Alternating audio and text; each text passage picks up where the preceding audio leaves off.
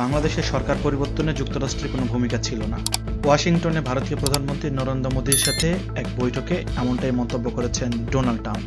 Donald Trump বলেন, বাংলাদেশের সরকার পরিবর্তনে মার্কিন যুক্তরাষ্ট্রের ডিপ স্টেটের কোনো সংশ্লিষ্টতা ছিল না। তবে নরেন্দ্র মোদীকে বাংলাদেশ নিয়ে প্রশ্ন করা হলে তিনি এই প্রশ্ন এড়িয়ে যান।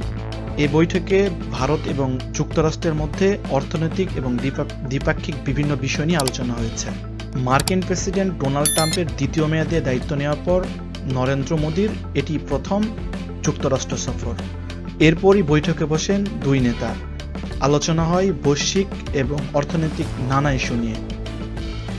আলোচনায় স্বাভাবিকভাবেই উঠে আসে বাংলাদেশ ইস্যু।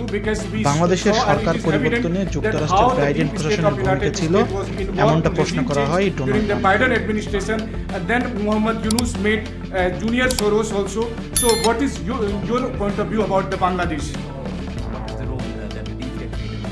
এর পরিপ্রেক্ষিতে তিনি উত্তরে বলেছেন, বাংলাদেশের সরকার পরিবর্তনে মার্কিন স্টেটের কোনো ভূমিকা ছিল না।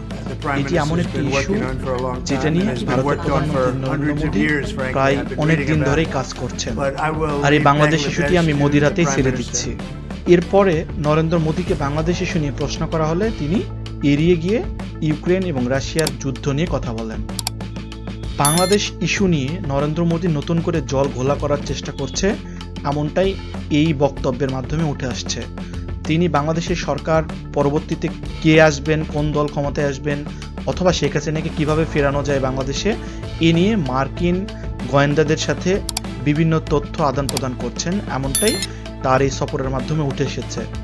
Atikur Rahman, glowing BD news.